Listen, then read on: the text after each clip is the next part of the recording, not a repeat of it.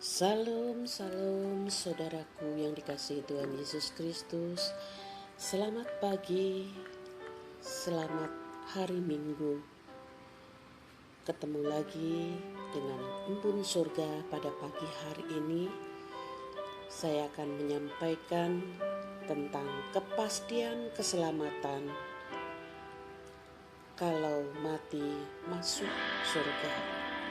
Saudaraku yang dikasihi Tuhan Yesus, banyak sekali orang yang ragu ketika saya bertanya kepada mereka, apakah seandainya Anda kalau meninggal dunia pasti masuk surga?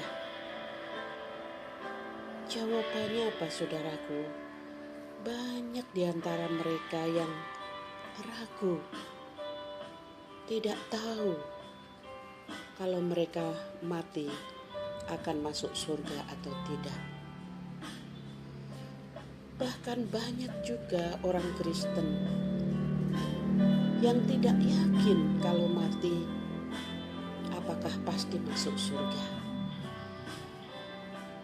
Saudaraku yang dikasihi Tuhan Yesus, mari kita buka kitab kita di dalam Kisah Para Rasul pasal 16 ayat 30 sampai 31. Demikian dituliskan, ia mengantar mereka keluar sambil berkata, "Tuan, apakah yang harus aku perbuat supaya aku selamat?" Jawab mereka, "Percayalah kepada Tuhan Yesus Kristus dan engkau akan selamat, engkau dan seisi rumahmu." Kita buka lagi di dalam Roma 10 ayat 9 sampai 10. Demikian bunyinya, "Sebab jika kamu mengaku dengan mulutmu bahwa Yesus adalah Tuhan dan percaya dalam hatimu bahwa Allah telah membangkitkan Dia dari antara orang mati, maka kamu akan diselamatkan.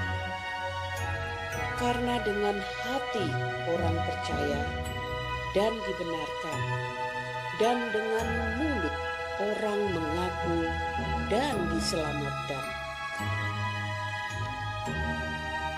Saudaraku, ada juga mereka yang bertanya, apakah untuk masuk surga atau diselamatkan, mendapatkan hidup kekal, ada syarat?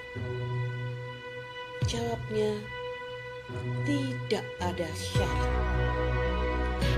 Saudaraku, ayat di atas tadi sudah jelas bahwa dengan percaya kepada Yesus Kristus, mengaku bahwa Yesus Kristus adalah Tuhan dan Juru Selamat, kita sudah mendapatkan jaminan keselamatan untuk hidup kekal di surga.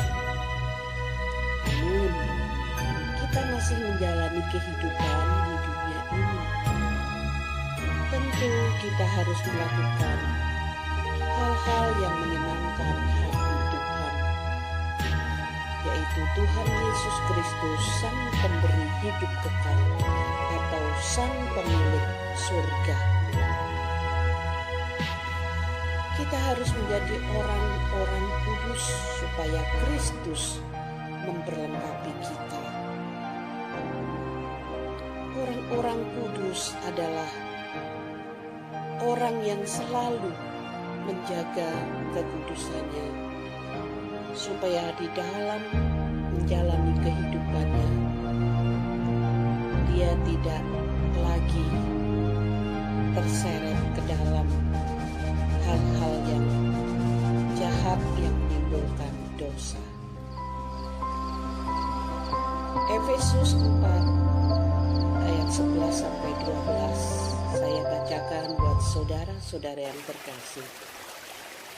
Dan ialah yang memberikan baik rasul-rasul maupun nabi-nabi, baik pemberita-pemberita Injil maupun gembala-gembala dan pengajar-pengajar, untuk memperlengkapi orang-orang kudus bagi pekerjaan pelayanan, bagi pembangunan tubuh Kristus.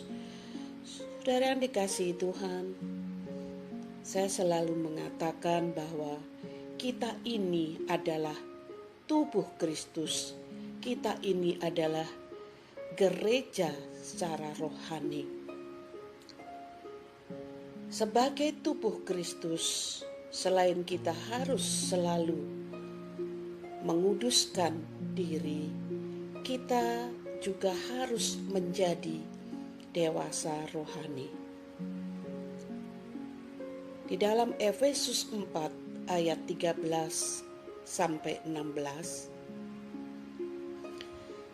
sampai kita semua telah mencapai kesatuan iman dan pengetahuan yang benar tentang anak Allah, kedewasaan penuh dan tingkat pertumbuhan yang sesuai dengan kepenuhan Kristus, sehingga kita bukan lagi anak-anak yang diombang-ambingkan oleh rupa-rupa angin pengajaran, oleh permainan palsu manusia dalam kelicikan mereka yang menyesatkan, tetapi dengan teguh berpegang kepada kebenaran di dalam kasih kita bertumbuh di dalam segala hal ke arah Dia, Kristus, yang adalah kepala.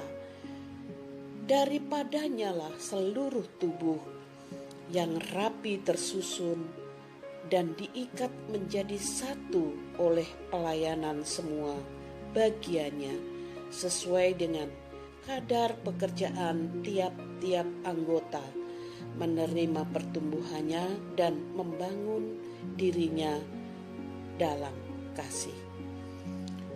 Saudaraku yang dikasihi Tuhan Yesus, tetap jaga, pelihara dengan baik keselamatan yang sudah Tuhan berikan kepada kita, orang-orang pilihannya. Pergunakan separuh waktu saudara untuk memuliakan Tuhan dengan tubuhmu, dengan hartamu, dan dengan uangmu. Pasti Tuhan Yesus membukakan tingkap-tingkap langit untuk melimpahkan berkat-berkat-Nya bagi saudara dan bagi saya. Tuhan Yesus memberkati saya, Pes Lydia Jenstak. I love you full.